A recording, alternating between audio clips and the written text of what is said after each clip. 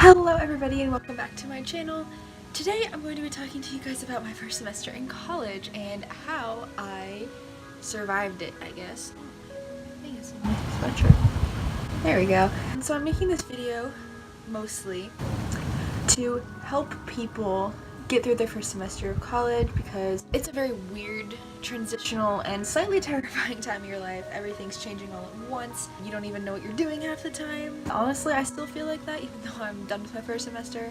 And that's probably how I'm gonna feel for a very long time. Anyway, that's beside the point. I am a second semester freshman at my college. Even though I'm not as experienced as someone who is like a senior or someone who's already graduated, I do have the first semester experience and I wanted to share my experiences so people can learn from them like I did, and so I can tell you guys how I kept my shit together, essentially. So I'm gonna talk about all the shit that happened in my first semester, starting with how I chose my college and going through everything from my move-in experience, my roommates experience, my grades and classes experience, people experience, everything under the sun that you can think of about my first semester of college, and how I managed to keep myself from dying and exploding with stress and being overwhelmed and everything. So let's go ahead and get started. So the first thing I wanted to talk to you guys about is how I chose my college. So the college that I go to, I've talked about it before, is Otterbein University in Ohio, and there were many reasons why I chose this school. When I was applying to colleges, I applied to 5 different colleges. They were all in Ohio. I applied to Otterbein, obviously. I applied to the College of Worcester, Capital University, Ohio State University, and I'm drawing a blank. Where did it go? Ohio Wesleyan University. That's the last one. In the process of college applications, I went on 2 campus tours. I only went on campus tours at, I believe it was Ohio Wesleyan and Otterbein, because I had already been on the campuses of Worcester and Ohio State many times. I went to Worcester for a camp multiple times, and I also went to Ohio State for a camp. I had already seen those campuses extensively, and the reason I didn't go on one at Capital is because Capital was my last choice of school, and I didn't really want to go there anyways, so I just didn't bother. But I applied there anyway, and I did get into all 5 of my colleges, which was very exciting for me. And the reason that I ended up going with Otterbein was because, one, I've always loved Otterbein ever since I've seen it for the first time. I've been around Otterbein a lot, especially in like my childhood and growing up, and it's relatively close to where I live, so it was very easy to see the campus very often and fall in love with it so fast. I chose it because it's a small school. It's a very small school. My high school was only slightly smaller, which I did like, because I feel like you get more one-on-one time with professors. You get to get closer to the people instead of knowing 500 different people. You know the 90 people in your major or whatever. And I also chose it because the atmosphere is really good. It's a very friendly atmosphere because it's such a small campus. Everyone knows everyone, even if you don't talk to them. You're like, oh yeah, that's blah blah blah, and that's blah blah blah, and they do this and they're in that and all that good stuff, which I really liked. Also, the professors there are very friendly, they're very nice, and the departments that I'm involved in are very good.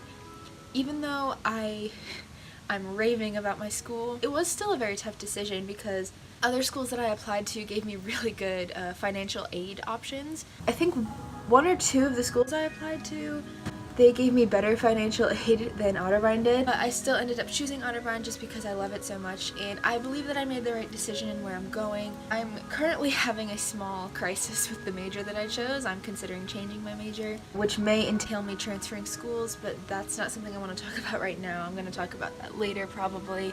Not in this video, just later once I figure everything out. So the next thing I want to talk about is roommates. So I had a slightly weird roommate situation. I have a giant pimple on my chin and it's really bothering me. Roommates. I had a weird roommate situation in my college move-in vlog. I talked about how I had a weird move-in situation. That's because I moved in early for band. And then after that weirdness was over, I had a weird roommate situation. Basically, I had a random roommate my first semester, and I was planning on her just being my roommate, like normal roommate, but she ended up dropping out, I think. I think she dropped out in the middle of the year. I believe it was in the middle of September, and that was weird. So I had my own room for like a month, which was really nice, to be honest. But then my current roommate now had a weird situation with her roommate, and she ended up moving in with me because her and I were friends, and it's been really good so far. She moved in October, and it's been a really good roommate situation.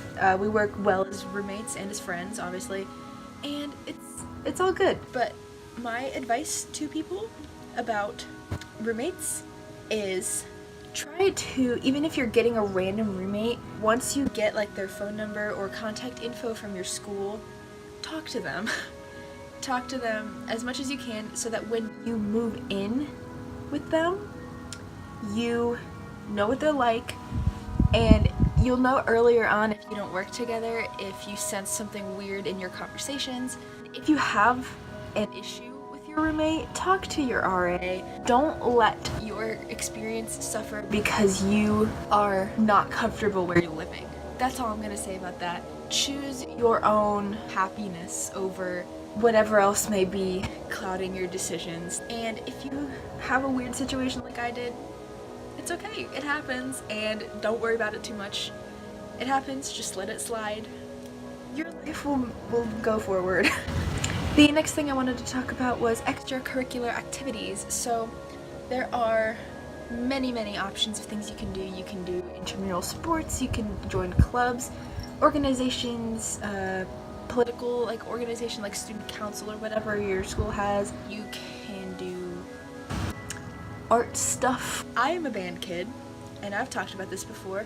I'm in marching band at my college, and I'm also in pep band, and I'm also in wind ensemble, and I'm also a membership candidate to be in Kappa Kappa Psi, which is the band fraternity that my school has, and I'm gonna be involved in that for a while. I don't know, for the whole time I'm in college, I guess. But my point in this is, in high school you usually find your niche, whatever clubs, whatever organizations you feel like you fit in the best, whether it's theater, art, sports, like school, political organizations, music, whatever it may be, you usually find your thing in high school. And if you didn't find your thing in high school, try to find it in college. Even if it's not like a club per se, find something that you enjoy. Try to have other people do it with you, because if you don't do stuff that isn't school for just a little bit of time every week, you will go insane. And I'm speaking this from experience, because there was one semester of high school where I didn't do anything besides study. I had like one other thing going on, but it took none of my time, and I was going literally batshit crazy, and I could not deal with it at all. And I don't want anyone to have that struggle, especially in college. There's so many ways that you can just find something you enjoy in college. There's so much more at your disposal, even if it's working, you know what I mean? You can get a job and have that be your thing that's not homework, and you'll have coworkers to hang out with and all that good stuff. So just do extra stuff, because you need something to do besides just doing schoolwork. Even though you're there for school, do stuff that's not school, because it will help you in the long run. It will help you get your mind off of everything that's going on in your life, whether it be good or bad or whatever. That's all I'm gonna say about that. Okay, this is probably the most important stuff I'm gonna talk about. Classes. Don't forget that you are in college for school. You are paying thousands of dollars to learn. That is why you're there. You aren't there to get drunk all the time. You're not only there to meet new people. You're not only there to do social things. You're not only there to be out of your parents' house. You're not only there to do your extracurriculars. You're not just there to play football. You're not just there to be in band. You're not just there to be on the student body, I don't know what to call it, student council. You're not only there for that. You are there to learn. You are paying all this money. Don't let it go to waste because you are not motivated enough to do your work. You don't feel like doing your work and all that stuff. That's the biggest point I want you to put across to you. I know so many people who have gone to college and they just fail instantly because they don't think about the fact that they are there to learn and they can't handle the independence. They can't budget their time enough to get their shit together and just do their work that they're there to do. It's stressful, it's hard, and it's very, very hard to balance everything. I'm very bad at time management, but I'm doing okay. You just gotta remember that that's what you're there for. You're not there for anything else but school first. Everything else is a second priority. And it'll be hard for you to understand that at first, and it'll be really hard for other people to understand that they are not your first priority anymore. You are paying so much money to learn. That's why you're there. That's it, okay? Everything else is a side piece to your education. That's what I'm gonna say about that. Don't overload yourself and don't underload yourself with classes. My school has a 12 credit hour minimum and an 18 credit hour maximum. So anywhere between 12 and 18 is full-time student range. If you have below 12, you are not considered a full-time student and you can't live on campus, you don't get financial aid. If you have over 18, you just have to pay extra money for those credit hours. If you do take 18 or close to 18, I have 17 and a half this semester, make sure that you will be able to mentally handle it because your mental health comes first in everything. Even if you feel like it doesn't matter because you have so much shit you gotta do, everything is like on the line and all that stuff. If you feel like your mental health is being threatened by what you're doing for school, change something. And I know that it's hard to come to those terms, but as a person who has struggled with mental health a lot, especially over the last year, you have to recognize when you are suffering, when your mind is suffering for something else. So don't overload yourself, but don't just give yourself like minimum credit hours just so you don't have to work. Because if you do that, then maybe you have to think about whether you're made to be in college, you know, because if you don't want to put in the work and the time, what's the point? You know what I mean? Don't give yourself 12 credit hours so you can have 8 hours a day to play video games. Because I know people like that. And, you know, if you have a job that you have to work to survive, that's another story. But don't just give yourself the lowest amount of credit hours just because you don't want to work. Going off my other point, push yourself, but not to the point of insanity. Make sure you are working to the best of your ability and to the highest quality of your ability. But again, don't let your mental health suffer. And the last thing I want to talk about is learn how to study as early as you can. Teach yourself. There's tons and tons of videos online about it. I highly recommend StudyIGN. That's how her username is spelled, but I think she pronounces it studying. She is an amazing account to learn how to study for different subjects and how to focus and all that stuff. And I love making that kind of content too. I just don't do it as often. But watch videos, look up information. There's a lot of good information on Instagram. And there's a lot of good accounts on Tumblr as well, the Study Blur community and the studygram community if you need help. But teach yourself how to study, learn how to study, and if you don't know how to do that, ask professors or TAs or older friends for help, or people that you just know how to study. Ask for help, because if you don't know how to study, you're not going to do well, because everything in college is so much more independent based than it was in high school. If you don't know how to study, you are not going to do well. That's all I'm saying. Okay, next thing I wanted to talk about is relationships. Every kind of relationship. So friends is what I want to talk about first. Keep your old friends close. Do this. It will help your transitional phase a lot if you keep your high school friends as close to you as possible. Not like distance-wise. Like, don't follow them. That's really weird. But try to talk to them as much as you can. I talk to my high school friends almost every day, and it helps a lot. But don't only talk to them and isolate yourself from everyone else that's at your college, because, I mean, college is a time to meet new people. Let yourself make new friends. Don't feel guilty about meeting new people. I felt guilty about making new friends in my first semester because I felt like I was abandoning my old friends somewhat. I don't know why I felt like that, but I did. And it was really hard for me to get past that, but once I did, I was a lot happier. And now I have a lot of great new friends in college, and it's wonderful. So don't hold yourself back just because you miss your high school friends. You're gonna miss them.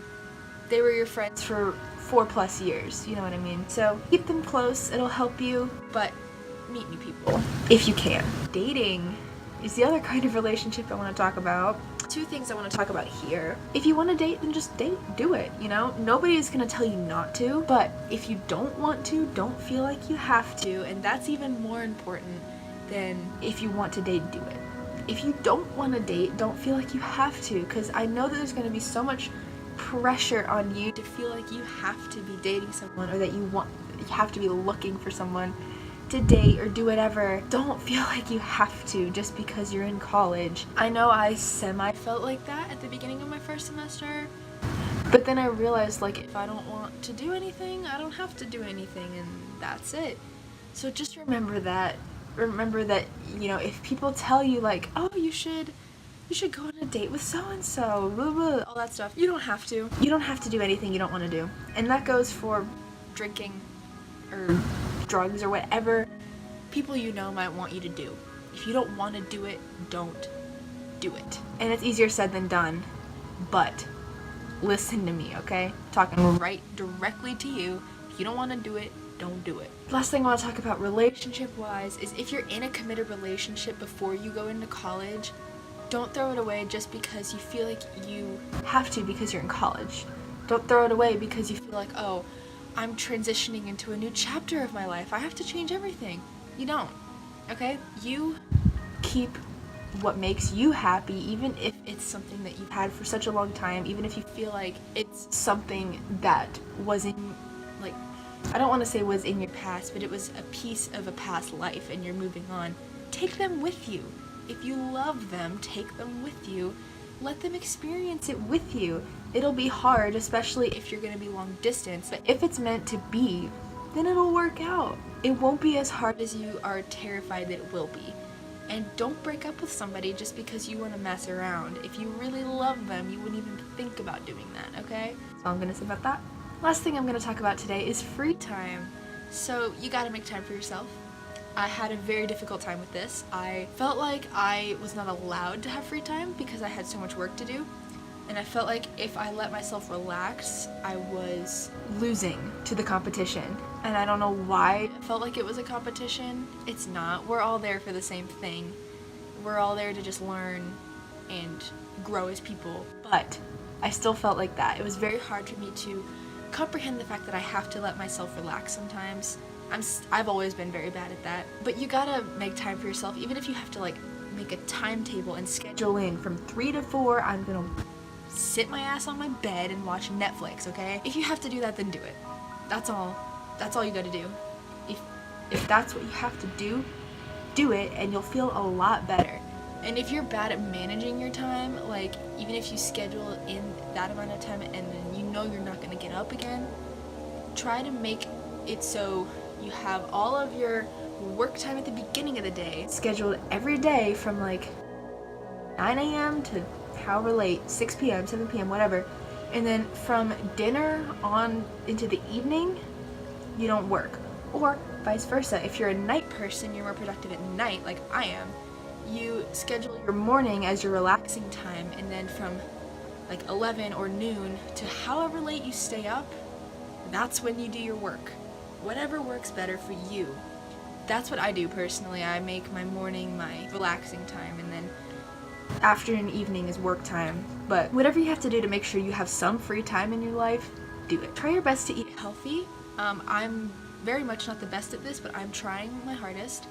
Even if it's just like forcing yourself not to drink soda or too much caffeine, or forcing yourself to eat like a certain amount of like fruits and veggies a week.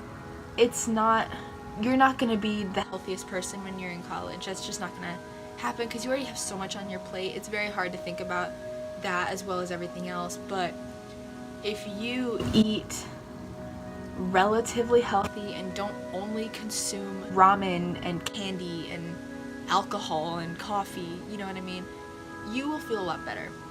And I am not good at this at all, but if you have time to exercise, do it. Most of my exercise comes from walking to class, which is better than doing nothing. I used to have marching band, but that's over. But if you have time to do that as well. I don't, because I don't have time. I barely have time to sleep, which is really bad, but whatever. Try your best. Try your best to take up healthy habits and just try to keep them going. Sometimes it's not realistic. That's just how it is in college. Sometimes it's not realistic to be able to handle all of that at one time. But just do your best, and you'll feel better if you at least try. That's all I'm saying. And sleep when you have time. Sleep is a very valuable thing, and being well rested is so important. And this is coming from someone who is sleep deprived 99% of the time. When you get a chance to sleep, take it. Don't feel guilty for saying, I'm going to bed early tonight because I need to.